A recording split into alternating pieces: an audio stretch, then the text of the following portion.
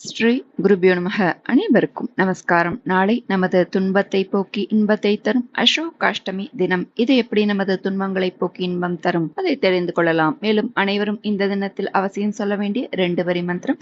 இது லிங்க புராணத்தில் உள்ளது. இது ஒருவரது பாவங்கள், வியாதிகள், துன்பங்கள் தொலைக்கும் அற்புத மந்திரம். அத்துடன் இந்த தினத்தில் அவசியம் பாராயணம் செய்ய வேண்டிய அனுமன் ஏற்றிய ஸ்ரீ சீதாராம ஸ்தோத்திரம். இது தம்பதிகளுக்குள் ஒற்றுமையும் அந்யோன்யத்தையும் ஏற்படுத்தக்கூடியது. அதையும் இந்த தினத்தில் பாராயணம் செய்து பலன் பெறுவோம். சோகம் என்றால் வருத்தம், அசோகம் என்றால் வருத்தம் நீங்குதல், மகிழ்ச்சி அடைதல். சுகம் தரும் மருதாணி மரத்திற்கு வடமொழியில் அசோகம் என்று பெயர். சோகத்தை நீக்கி மகிழ்ச்சியை தரும் அஷ்டமி என்பதால் இது அசோகாஷ்டமி என்று சொல்லப்படுகிறது. திருமணம் போன்ற சுப நிகழ்ச்சிகள் மற்றும் பண்டிகை நாட்களில் மருதாணி இலைகளை அரைத்து கைகளில் பூசிக்கொள்கிறார்கள். அது ஏன், எதற்கு, எப்படி வந்தது அதை தெரிந்து கொள்ளலாம். அன்னை சீதா தேவி மருதாணி மரங்களுக்கு வரமளித்த நன்னாளே அசோகாஷ்டமி. அசோகாஷ்டமி பற்றி பார்ப்பதற்கு முன் மருதாணியின் மகத்துவம் பற்றி கொஞ்சம் தெரிந்து கொள்ளலாம். நம் மரபில் ஒவ்வொரு சிறு சடங்குகளும் சம்பிரதாயங்களும் காரண காரியத்தோடு உருவாக்கப்பட்டது. அவ்வகையில் பெண்கள் தங்களது கையில் மருதாணி அணிந்து கொள்வது என்பது வெறும் அலங்காரத்திற்காக மட்டுமல்ல, அந்த மருதாணிக்கு பின்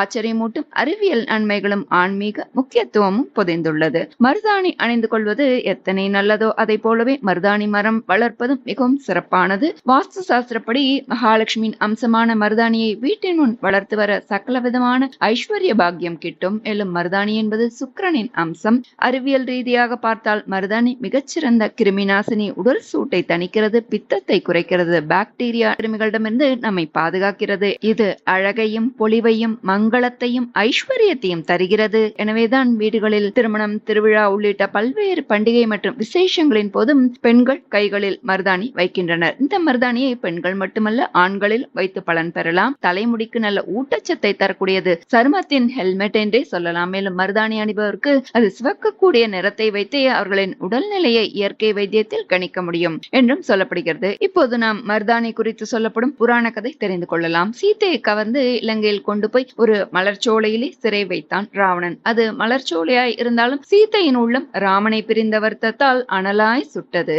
சீதையின் சோகத்தை போக்குவதற்காக இலைகளையும் மலர்களையும் சீதையின் மேல் சொரிந்து அவளை சாந்தப்படுத்த முயன்றது அவள் அமர்ந்திருந்த மரம். சீதையின் தாபத்தையும் சோகத்தையும் தணித்த அந்த மரம் அசோக மரம். அந்த அசோக மரமே மருதாணி மரம். அந்த மரம் எப்படியாவது ராமன் வந்து சீதையை மீட்டு செல்ல வேண்டும் என்று பகவானை பிரார்த்தித்ததாம். அந்த பிரார்த்தனையும் விரைவில் நிறைவேறியது. சீதை அசோகவனத்தில் சிறையிலிருந்து விடுபட்ட போது அந்த மரங்கள் பிரியா விடை கொடுத்தன. அப்பொழுது சீதா தேவி அசோக மரங்களை நோக்கி உங்களுக்கு என்ன வரம் வேண்டும் என்று கேட்டாள். அம்மா, பதிவிரத்தையான தங்களுக்கு வந்த இந்த துன்பம் வேறு எந்த பெண்மணிக்கும் வரக்கூடாது என்று கேட்க சீதா தேவியும் அந்த மருதாணி மரங்களை பார்த்து உங்களுக்கு யார் தண்ணீர் விட்டு வளர்க்கிறார்களோ, உங்களை யார் பூஜிக்கிறார்களோ, யார் இந்த மருதாணியிலே அரைத்து கைகளில் பூசிக்கொள்கிறார்களோ, யார் இதை ஜபித்து உண்கிறார்களோ அவர்களுக்கு எந்த துன்பமும் நேராது, கஷ்டமே வராது. உங்களை கையில் இட்டுக்கொள்ளும் பெண்களுக்கு மகாலட்சுமியின் ஆசீர்வாதம் பரிபூர்ணமாக கிடைக்கும், அனைத்து சுபிக்ஷமும் உண்டாகும் என்ற வரத்தை மருதாணி மரத்திற்கு கொடுத்துவிட்டு செல்கிறாள் சீதா தேவி. அதனாலேயே இன்றும் திருமணத்திற்கு முன்பும் மற்றும் நல்ல சுப காரியங்களின் போதும் பெண்கள் மருதாணி அணிவதை ஒரு சடங்காக வைத்திருக்கின்றனர். பங்குனி மாத அமாவாசையிலிருந்து வரும் 8வது நாளில் வரும் அஷ்டமி திதிக்கு துன்பத்தை போக்கி இன்பத்தை தரும் சக்தி உள்ளது. அதுதான் நாம் இன்று கொண்டாடும் அசோகாஷ்டமி. பொதுவாக இது ஸ்ரீராமநவமிக்கு முதல் நாளே வரும். அன்று சுத்தமான இடங்களில் மருதாணி செடிகளை பயிர் செய்விக்கலாம். மருதாணி மரம் இருக்கும் இடத்திற்கு சென்று அதற்கு தண்ணீர் ஊற்றி வணங்கலாம். அல்லது உங்களுடைய வீட்டிலேயே மருதாணி செடி இருந்தால் அதற்கு மஞ்சள் குங்குமம் வைத்து விளக்கேற்றி வைத்து அந்த மருதாணி செடியை 3 முறை வலம் வந்து உங்கள் குடும்பம் செல்வ செழிப்போடு இருக்க வேண்டும் என்று பிரார்த்தனை செய்து கொண்டு இந்த 2 வரி ஸ்லோகம் சொல்லலாம். துவாமசோக நராபீஷ்ட மதுமாச சமுத்பவ பிபாமிஷோக சந்தப்தோ மாம் அசோகம் சதா குரு.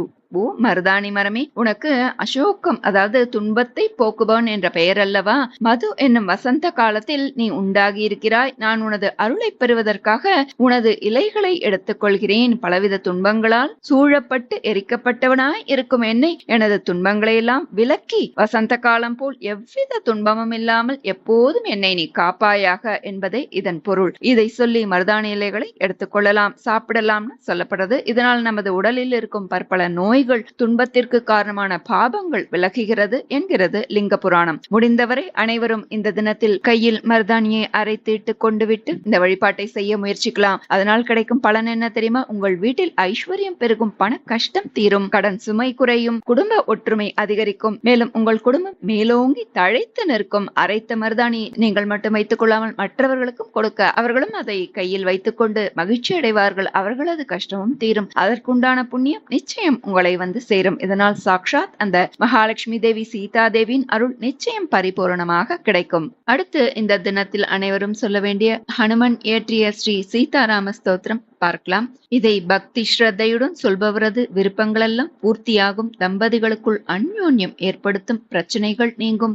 மகிழ்ச்சி பெருகும், எல்லா விதமான செல்வங்களையும் அடைவார்கள். இதை இந்த நன்னாளில் சொல்ல தெய்வீக தம்பதியின் ஆசிகள் முழுமையாக கிட்டும் அப்படின்னு இந்த ஸ்தோத்திரத்தோட பலஸ்ருதி சொல்றது. நம்ம ஸ்தோத்திரத்தை பார்க்கலாம். ஸ்ரீ சீதாராம ஸ்தோத்திரம். அயோத்தியா புரணேதாரம் மிதிலா புரநாயிகாம் ராகவானாம் அலங்காரம் வைதேகானாம் அலங்கிரியாம் ரகுணாம் குலதீபஞ்ச நிமீனாம் குலதீபிகாம் சூரியவம்ச சமுத்பூதம் சோமவம்ச சமுத்பவாம் புத்திரம் தசரதஸ்யாத்யம் புத்ரீம் ஜனக பூபதே வசிஷ்டானுமதாச்சாரம் சதானந்தமதானுகாம் கௌசல்யா கர்ப்பசம்பூதம் வேதி கர்ப்போதிதாம் ஸ்வயம் புண்டரீக விஷாலாக்ஷம் ஸ்புரதிந்தீவரேக்ஷணாம்